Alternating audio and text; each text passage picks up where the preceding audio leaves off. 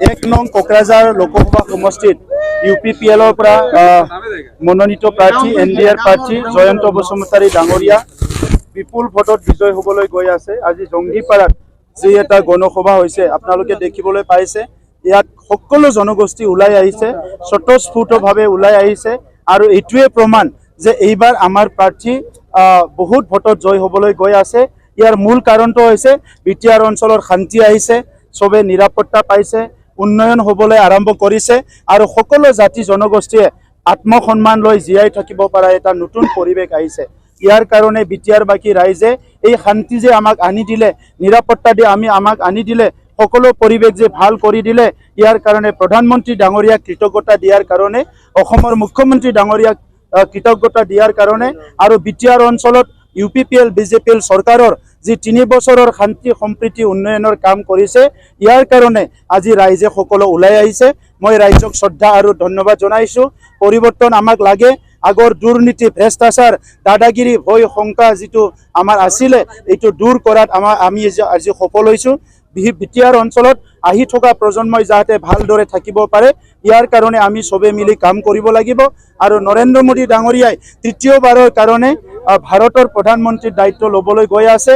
যি প্ৰধানমন্ত্ৰীজনে আমাক মৰম দিছে, যি প্ৰধানমন্ত্ৰীজনে আমাৰ উন্নয়ন কথা চিন্তা কৰিছে, যি প্ৰধানমন্ত্ৰীজনে ভাৰতবৰ্ষখন বিশ্বৰ ভিতৰত বিকশিত দেশ গঢ়াৰ কাৰণে চিন্তা কৰিছে, এই প্ৰধানমন্ত্ৰীজনক আমি সকলো তৃতীয়বাৰৰ কাৰণে তেখেতক ভোট দি আমি জয়যুক্ত কৰাবলৈ গৈ আছোঁ। এইখন ফিল্ডতে হাগ্ৰামা মহিলাই আহি এটা কথা কৈছে যে ওদালগুৰিত তেখেতে UPPLে BJPক ভোট দিয়া নাই আৰু সেইকাৰণে কোকৰাঝাৰৰ আপোনালোকৰ হাগ্ৰামা মহিলাৰীয়ে এনেকুৱা উল্টা পুল্টা কথা ক'বলৈ বহুত জানে।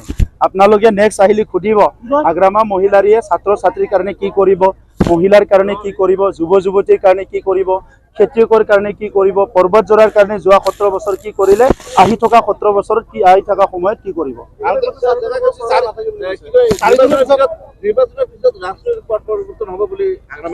হাগ্ৰামা কোৱা মতে কিবা কাম হয় নেকি আৰু আপোনালোকে বিচাৰে নেকি হওক বুলি? বিটিআৰত পুনৰ অশান্তি হওক বুলি আপোনালোকে বিচাৰে? হত্যা হিংসা হওক বুলি বিচাৰে? মাটি বাৰীৰ সমস্যা হওক বুলি বিচাৰে? কোনোতো নিবিচাৰে। গতিকে আজি এই সমস্যাবিলাক আমি সমাধান কৰি আছোঁ।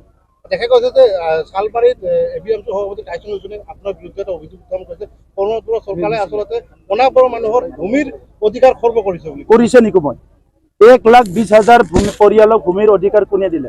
হাগ্ৰামাই দিলে না আমি দিলোঁ? সোধক তেখেতক। আজি এই 3 বছৰত কাৰোবাৰ ঘৰ জ্বলিছে? 2012ত কাৰ চৰকাৰ আছিল? 2008ত কাৰ চৰকাৰ আছিল? 2014ত কাৰ চৰকাৰ আছিল? আপোনালোকে সোধকচোন এই নেতাবিলাকক। কলা চশমা পিন্ধি আছে। এই কাৰণে মই কৈছোঁ হাগ্ৰামা মহিলাৰীৰ আৰু মানুহ নাই, কোনো তাক মৰম সন্মান নকৰে। 17 বছৰে যিমান দিব লাগে দিলে, ইয়াৰ বিনিময়ে ৰাইজক একো দিব নোৱাৰিলে। গতিকে আজি কেনেকৈ ৰাইজে তেখেতক মৰম দিব? আজি UPPLক দিছে 3 লাখৰ ব্যৱধানত জয়যুক্ত হৈ আছে আৰু ইয়াৰ উদাহৰণ আজি জংগীপাৰাত আপোনালোকে দেখিবলৈ পাইছে।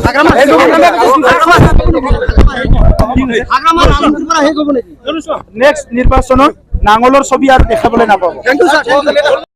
প্ৰত্যেক পৰিয়ালে প্ৰত্যেক মাহত আৰু লগতে 2 লাখ টকাৰ ইঞ্চুৰেঞ্চ পালে আৰু 5 লাখ টকাৰ চিকিৎসা পালে।